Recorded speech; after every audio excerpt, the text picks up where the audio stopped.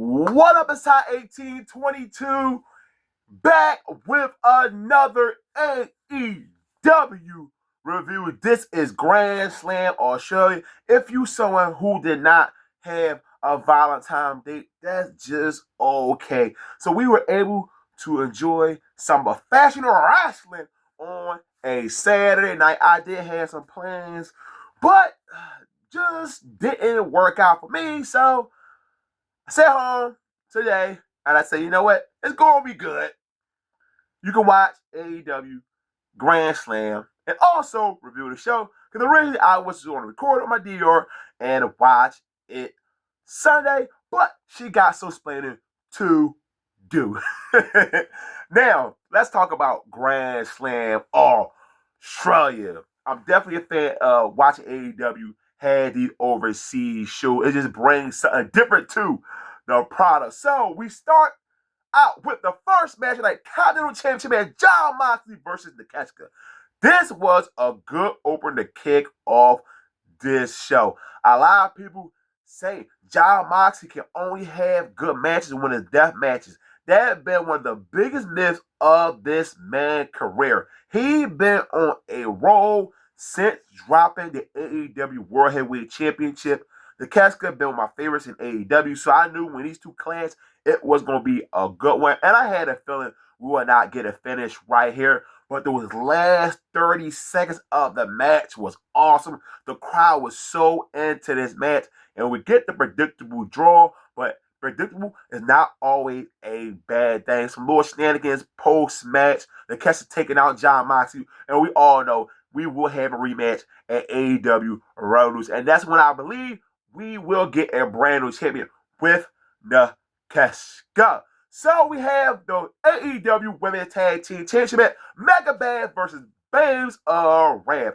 And this was a solid women's tag team match right here. And I kept my eye on Harley Cameron because she's the least experienced one out this tag team match, but she did look good in this match. I'm happy for Penelope for working with Mega Band because she really saved her career as a AEW female talent. Coming to this match, I already knew that there was no chance of hell Babes of Wrath will drop the championship belt, and it's just not the right time to do it. We got to establish the tag titles with the first time winners as the women tag team champions. The tag champions retain, but then post-match we got Lena Cross attack Babes of Wrath, and now she has joined Megan Bang and Penelope Ford, and I really like this brand new trio in AEW. Because now, with all ladies holding 3 belts up, you know what that means? You can pair Lena Cross with Penelope Ford for the tag team division, and now Mega Bang can go for some single gold. I'm really looking forward to this. Lena Cross and Mega Bang, man, I didn't know they were that close in height. And I think Lena Cross just got her by a small little inch. Hopefully, Lena Cross run in AEW turned out to be a go. I remember they said she originally put the sign with TNA Wrestling, but everything fell through. So Tony Khan, let's see what you can do with Lena Cross. Hangman Page versus Andrade. The winner will face MJF at Revolution. This was a very good match. Andrade, I love the presentation from him in AEW. He finally got the right character with the women ringside, taking a picture with him. And I got a kick out of Hangman doing the same thing. And she was trying to kiss him in the cheek, but he said, I am married. Ooh, these two, they really did the damn thing in Australia. Hangman Page continues to be one of the best consistent in-ring workers in AEW. And we all know what Andrade brings to the team also when it comes to being in the ring. Now, before we got to the match, I did see a lot of people online were hoping that the fact that we'll get Andrade to defeat Hangman Page. And of course, that did not happen right there. Hangman is the winner, and he will head to Revolution to face MJF for the World Heavyweight Championship. And no, this is not a spoiler because we all know what will be the outcome of Grand Slam Australia. I hope that Andrade can continue his momentum in AEW. I highly doubt this will hurt him. A lot of people kind of act shot like, come on, be honest. You knew damn well we was not going to get Hill versus Hill. Would have been a breath fresh year, yes, but they have to finish story between Hangman and MJF. Yes, I would have loved if it was Omega versus Ilya, because that's what I assume. But he had other commitments and Mark. So let's just finish this Hangman MJF story. Then we can move on to bigger and better things. Tony Storm, Orange Cassidy, Marina Shafir, Willa Yuta. We all know the stipulation of this match. The loser will get their head shaved, and this was a decent one right here. I love that AEW is doing the intergender stuff, and they only give you a little bit of stuff. They're not giving you too much perfect stuff by AEW. Willa Yuta took out Tony Storm with a power drive that gave him some heel heat in Australia. She came back out, popped the crowd. I love the pair of Orange Cassidy and Tony Storm. I did not see this being one of the best things in AEW once they did that mixed nuts tag match. Tony Storm, Orange Cassidy get the victory. So the person who took the pinfall is Willa Yuta. So he got to get his head shaved and try to leave, but John Mox said no.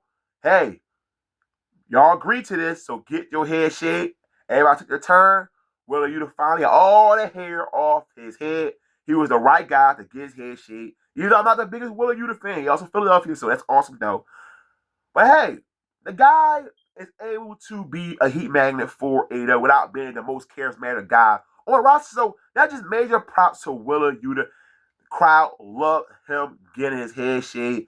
And now Willa Yuta got to wait a very long time to grow all that hair back. Mark Briscoe versus Kyle for the TNT Championship in a ladder match.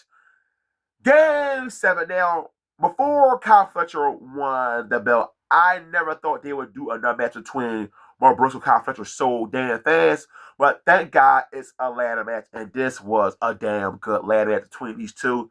These two are so consistent, and I don't think they can ever put on a bad match with each other. My favorite spot of this match was Kyle Fletcher did a brainbuster off of the ladder. I could not believe they did that spot. I thought it would be one of those teasers where the crowd said, please don't die, please don't die. And they did it, and they popped the crowd in Australia. Oh my goodness. And of course, still your TNT champion, Kyle Fletcher. And I hope Kyle Fletcher takes on Tommaso Ciampa in a rematch at Revolution. And also, this did not make TV, but Kyle Fletcher revealed a brand new TNT Championship belt colorway, and it's pink, and it looks really good. The main event for the World Heavyweight Championship, MJF versus Brody King, and they did not edit out the fuck ice chant. Good part on AEW part.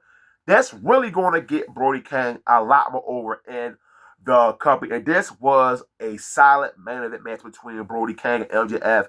This match solidified Brody King is a future main event talent in AEW. And I hope Tony can put a belt on someday, but I just can't trust TK because we all know his history when it comes to booking bigger men in AEW. Being out there support Brody King and his match against and his match against MJF for the World Heavyweight Championship. MJF been a very good champion. I'm already liking his run as champion better than his last run, even though I was not that harsh on MJF like a lot of people was when his last run. But this was all about just having Brody King have that spot and looking good. And he did. MJF is the winner, still your AEW World Heavyweight Champion.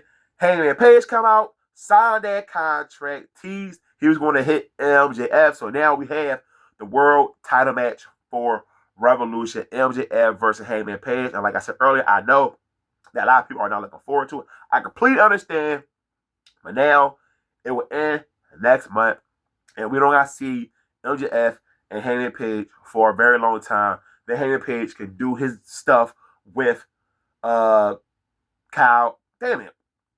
Knight and Mike Speed Bailey. That's what I meant to say.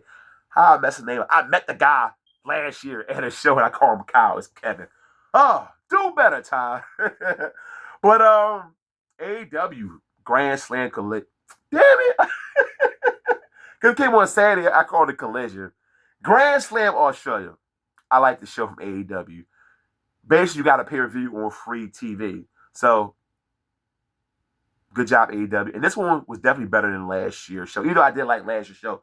But this one was a good one. So, you watch AEW Grandslam Australia on Valentine's Day. If not, hopefully you enjoy your date. Because I was supposed to do the same thing. But hey, I ain't gonna be jealous of y'all. Happens to the best of us. So, negative, positive. I'll spot everybody in the comment section per usual. Hit the like button on this video. As always, don't forget, hit the subscribe button. I'm out. Peace.